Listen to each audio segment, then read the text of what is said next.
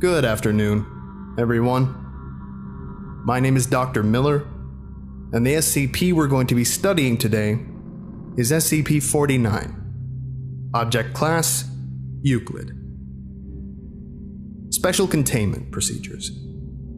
SCP-49 is contained within a standard secure humanoid containment cell in Research Sector 2 at Site-19. SCP-49 must be sedated before any attempts to transport it.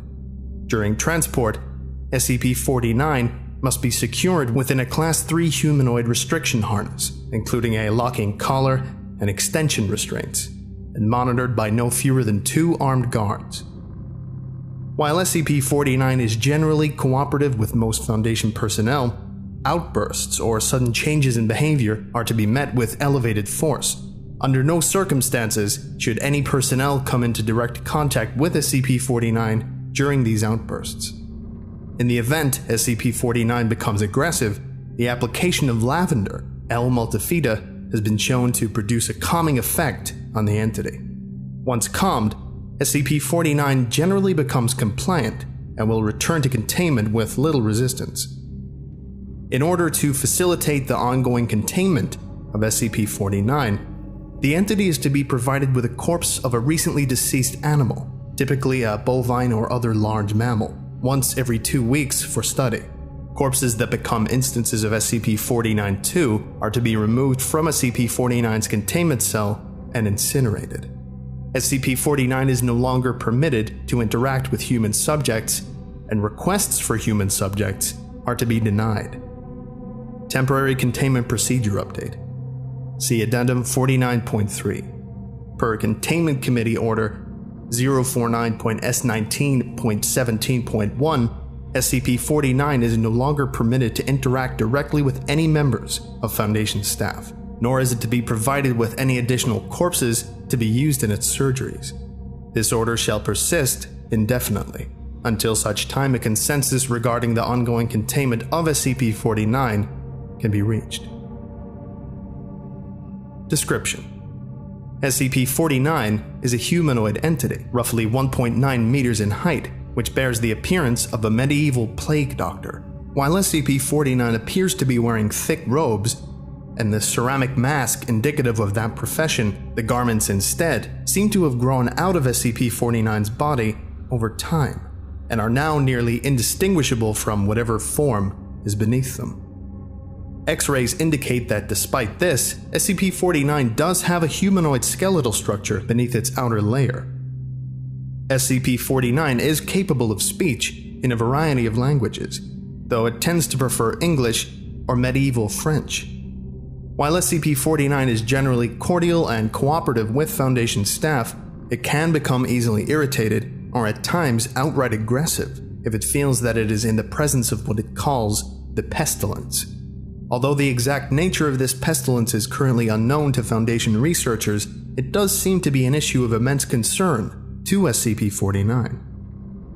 SCP-49 will become hostile with individuals it sees as being affected by the pestilence, often having to be restrained should it encounter such. If left unchecked, SCP-49 will generally attempt to kill any such individual. SCP-49 is capable of causing all biological functions of an organism to cease through direct skin contact. How this occurs is currently unknown, and autopsies of SCP-49's victims have invariably been inconclusive. SCP-49 has expressed frustration or remorse after these killings, indicating that they have done little to kill the pestilence, though will usually seek to perform a crude surgery on the corpse using the implements contained within a black doctor's bag it carries on its person at all times. While these surgeries are not always successful, they often result in the creation of instances of SCP-49-2. SCP-49-2 instances are reanimated corpses that have been operated on by SCP-49. These instances do not seem to retain any of their prior memories or mental functions, having only basic motor skills and response mechanisms. While these instances are generally inactive, moving very little, and in a generally ambulatory fashion, they can become extremely aggressive if provoked, or if directed to by SCP-49. SCP-49-2 instances express active biological functions, though these are vastly different from currently understood human physiology. Despite these alterations, SCP-49 often remarks that the subjects have been cured. Addendum 49.1 Discovery. SCP-49 was discovered during the investigation of a series of unknown disappearances in the town of Montauban in southern France. During a raid on a local home, investigators found several instances of SCP-49-2 as well as SCP-49. While law enforcement personnel engaged the hostile 49-2 instances, SCP-49 was noted as watching the engagement and taking notes in its journal. After all of the 49-2 instances were dispatched, SCP-49 willingly entered Foundation custody. The following interview was conducted by Dr. Raymond Ham during the initial investigation. Interviewer, Dr. Raymond Ham, Site 85. Interviewee, SCP-49. Playing log, now. Alors, comment devrions-nous commencer une introduction? Is that French? Can we get a translator? The King's English. No need for translation, sir. I can speak it well enough. Good. My name is Dr. Raymond Ham, and I... A doctor. A like-minded individual, no doubt. Wherein is your speciality, sir? Cryptobiology. Why? A medical man, such as myself. Wonders abound. And here, I worried I had been abducted by common street thugs. This place, then, this is your laboratory. I had wondered, as clean as it is, and with such little trace of the pestilence here. The pestilence? What do you mean? The scourge. The great dying. Come now. You know the... what is it they call it? No matter. The pestilence, yes. It abounds outside these walls, you know. So many have succumbed, and many more will continue to, until such time as a perfect cure can be developed. Fortunately, I am very close. It is my duty in life to rid the world of it, you see. The cure to end all cures. When you say the great dying, are you talking about the bubonic plague? I don't know what that is. I see. Right, well, the entities our agents encountered at the house, they were dead when you encountered them, yes? You reanimated them. In a manner of speaking, you see things too simply, Doctor. Expand your horizons. Life and death. Sickness and health. These are amateur terms for amateur physicians. There is only one ailment that exists in the world of men, and that is the pestilence, and nothing else. Make no mistake, they were very ill. All of them. You think you cured those people? Indeed. My cure is most effective. But the things we recovered were not human. Yes, well, it is not a perfect cure, but that will come with time and further experimentation.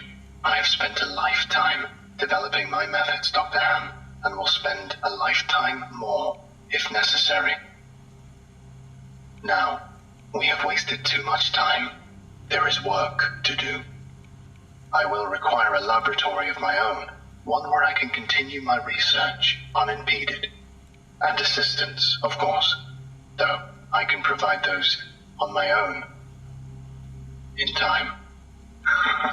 Oh, I don't think our organization would be willing to... Nonsense. We are all men of science. Fetch your coat and show me to my quarters, Doctor. Our work begins now. Interviewer's note. While SCP-49 is capable of communicating in a very human way, there is a strange sense of unease that one experiences when in its presence. Make no mistake, there is something very uncanny about this entity, indeed. Additionally, we've confiscated that pointed stick that SCP-49 keeps waving around. Part of this was due to standard confiscation protocols for the possession of anomalies, and part because 49 really is a menace, swinging it around like he does. The entity was displeased at first, but after we made some concessions in providing it with test subjects, which are admittedly more for the benefit of our own research, it warmed up to the idea. Addendum 49.2 Observation Log. While in containment at Site-19, SCP-49 has spent a considerable amount of time studying and performing surgery on the various mammalian corpses it had been provided. SCP-49 will routinely spend several days performing surgery, and then, regardless of whether or not the corpse becomes an instance of SCP-49-2, spending several more days documenting its findings in a thick leather journal stored within its doctor's bag. SCP-49 will often seek to share its findings with members of Foundation staff. The following is a log of several occasions during which SCP-49 was observed operating on a mammalian corpse. Observational Log 49.0L.1 Summary. Subject: SCP-49. Preface: a test subject, D-85-123, was introduced into SCP-49's containment cell. The entity expressed sincere gratitude towards all members of the containment and research staff. Observation notes: SCP-49 began by asking D-85-123 several standard medical questions as it began removing tools from its bag. Shortly after finishing its preparations, SCP-49 quickly closed the distance between the two, killing the subject with a touch to its throat. Afterwards, SCP-49 made a number of considerable alterations to the basic structure of the subject's corpse, often introducing fluids from within its bag into the subject by way of a hand-powered pump and copper tubing. The resulting 49-2 instance became animated, flailing and grasping at the walls of the chamber with a number of manufactured limbs while moaning out of an oblong orifice now present in its sternum. During this time, SCP-49 was observed taking notes of the instance in its journal and remarking to the watching research staff about the efficacy of its cure. Security personnel entered the chamber to move SCP-49 back to containment and were attacked by the instance. The security team dispatched the 49-2 instance, and SCP-49 returned to containment with no resistance, stating that it was pleased with the results. Observational Log 49.0L.2 Summary. Subject: SCP-49. Preface: SCP-49 was provided the corpse of a recently deceased goat. SCP-49 expressed gratitude at the provision. Observation notes: SCP-49 operated on the goat corpse for several days, eventually resulting in an instance of SCP-49-2. SCP-49 expressed pleasure in this outcome, though admitted the disease was still in its nascent stage. My veterinarian practice is rudimentary, but the patient responded well to the procedure. Observational Log 49.0L.3 Summary. Subject: SCP-49. Preface: SCP-49 was provided the corpse of a recently deceased orangutan. SCP-49 expressed noted gratitude at the provision, due to the similarities between the orangutan and common human physiology. Observation notes: SCP-49 spent several days operating on the orangutan, reanimating it several times.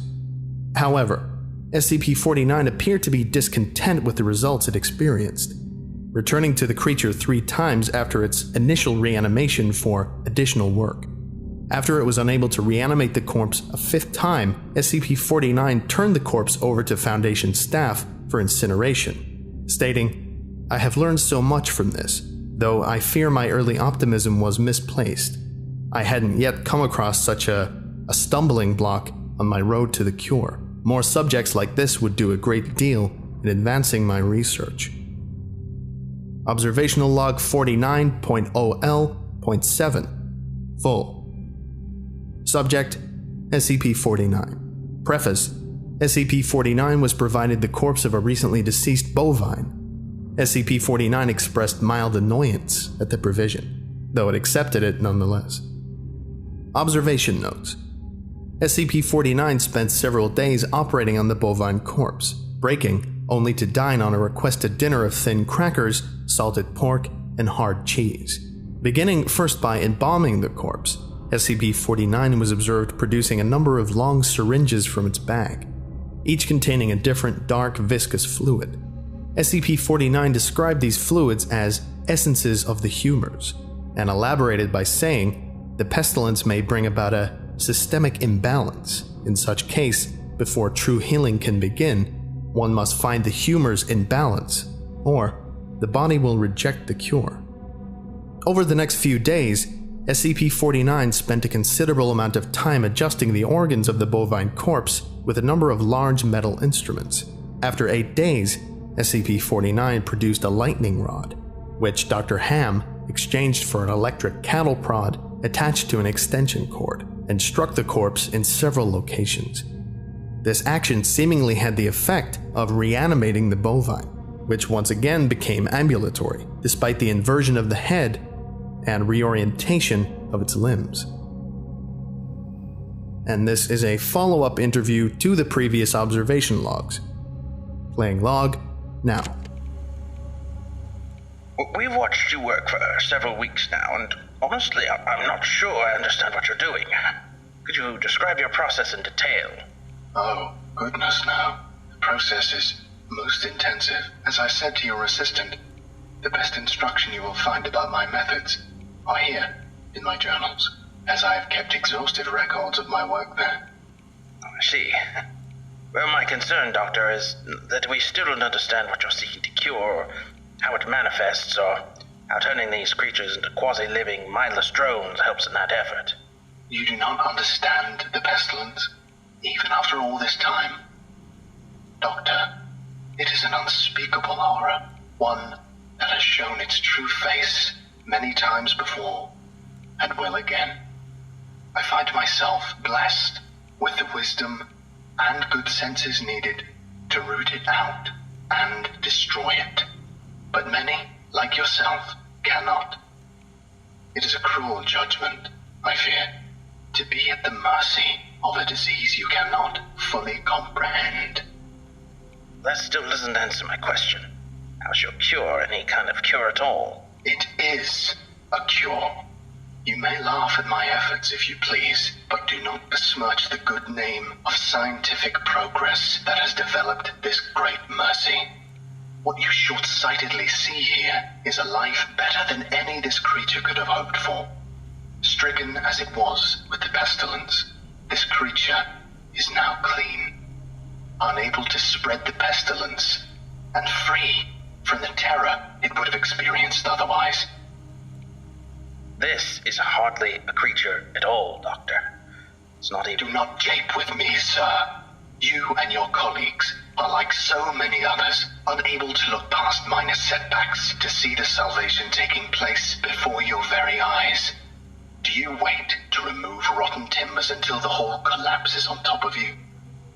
No.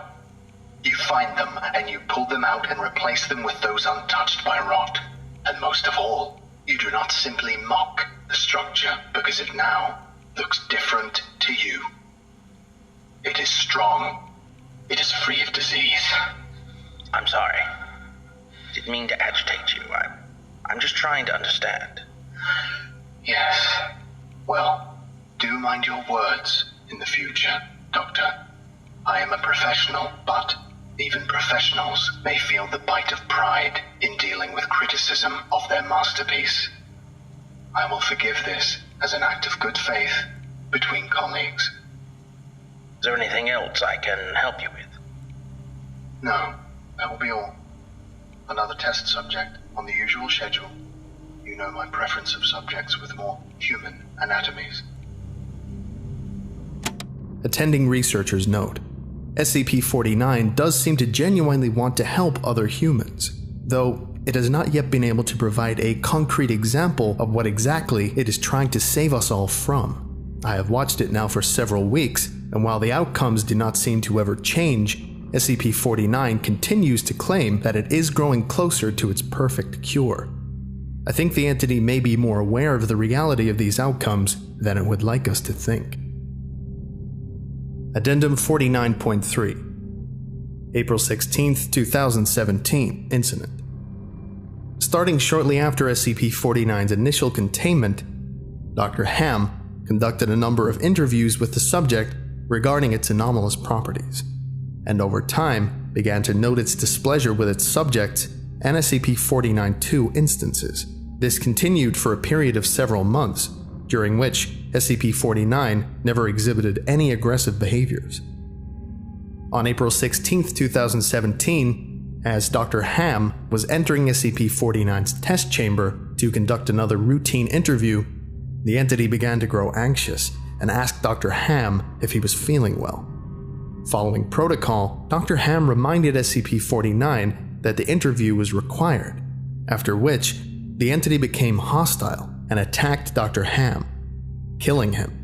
Due to a lapse in security protocol and because Dr. Ham did not activate the in-chamber emergency system, Dr. Ham's corpse was not discovered until 3 hours later, by which point SCP-49 had converted it into an instance of SCP-49-2. In the aftermath of this incident, SCP-49 was interviewed by Dr. Theron Sherman. Playing log now. I need you to explain yourself. SCP-049, you are being directed to explain your actions, and I will remind you that failure to cooperate will result in further restrictions during your containment. My actions do not need to be explained. You killed Raymond Ham, and then butchered him until he... Not dead. No, not dead. He is cured. Cured? Cured of what? The pestilence, sir. I had thought you, at least, would realize what luck it is. I detected it before. What pestilence? You keep going on and on about this pestilence, but you have not once been able to properly identify this disease. What could you have possibly seen in him today that you had not seen so many times before, that it would be worth his life? The pestilence presents and progresses in unforeseeable fashions, and has a queer way of creeping into the unprepared. And call it what you want, Doctor. It was a mercy I did to him. He is cured. He is a vegetable. I would not expect you to understand. You and your ilk have proven time and time again not to be men of science, but men of emotion. You cannot appreciate the horrors I have seen. Those many millions who have succumbed to the pestilence and been changed. Your cure cost Ray his life. No, good sir. I have saved it. You would allow this world to slip back into the despair of disease and death, ignoring that I have created a miracle. And what disease? What pestilence? He was a healthy man. He was a good doctor. I'm offering it freely to the afflicted. You are not worth this argument, sir. You are short-sighted and foolish. Dr. Ham was sick, and I cured him. I am the only one who can do this. My work must continue. There is still so much to learn, so much. I've had enough of this. And consider your allowances revoked. Saved, even you. Welcome to containment, 049. Might be saved. We're done here. I can save them all. I can cast down this plague once and for all. I can do this. Only me. I saved him. Dr. Ham. I cured him. He was sick. I know he was sick. I know he was. And you are all sick, but I can save you. I can save all of you because I am the cure. Addendum 49.4 Post-Incident Report Interview. The following interview is an excerpt from the April 16, 2017 49 Incident Report. The interview was conducted by Dr. Elijah Itkin and took place 3 weeks after the start of the initial investigation. Playing now. SCP-049, We are conducting this interview to close out our investigation of your actions taken on April 16th that resulted in the death of a staff member. Do you have any comments to make? Only that I look forward to the day when you will allow me to resume my work. I have spent the last few weeks compiling my notes and constructing a new theory for how the pestilence was able to infect someone in such an insidious manner that I nearly couldn't detect it. Have you experienced any remorse for your actions? For the death of Dr. Ham? Ah, yes. Well, the death of a colleague is always regrettable. But in the face of the pestilence, we must be swift, Doctor, and act without hesitation. Dr. Sherman noted in his report that you seemed to be mournful during your initial interview. Mourn? Perhaps. I had not thought that. It is lamentable that a fellow doctor became infected, but the work continues. Regrettable as it was, Dr. Ham's death provided important insight. Living human subjects are the only way to proceed forward, I am decided. My cure is of little use on dead flesh, and I have gleaned all I can from your generous supply of corpses. My desires turn towards tending to those still living who suffer from the disease. I'm afraid you're going to be disappointed. Oh, Doctor, I wouldn't be so sure. Okay, I think that about does it for today. Thank you all for listening, if indeed you still are, and you're all dismissed. Goodbye. Hi everyone. So before the Patreon thank yous, I would like to thank people that contributed to this video. All of the links to their YouTube channels or their respective websites will be in the description, so I encourage you to go and check them out, because they're all great. Number 1 was Sherm from Site 42. Number 2 was Dr. Cimmerian, voice actor and author, links will be in the description. DJ Cactus was the guy that was responsible for the rewrite. And Gabriel Jade, who was the original author of SCP-049. If you visit the SCP wiki page for SCP-049, you will find the logs that you've heard in this video. And this was a pretty big deal for me, because this pretty much means that my take on the 049 voice is canon. And that is awesome, man. It's a really good feeling. I've been voicing this character for, I don't know, like 5 years now. To be officially part of the document as the voice of the SCP is just great. Again, all links in the descriptions for everything and everyone who helped with this video. And that's everything. So, I'm going to thank my patrons now. Goodbye.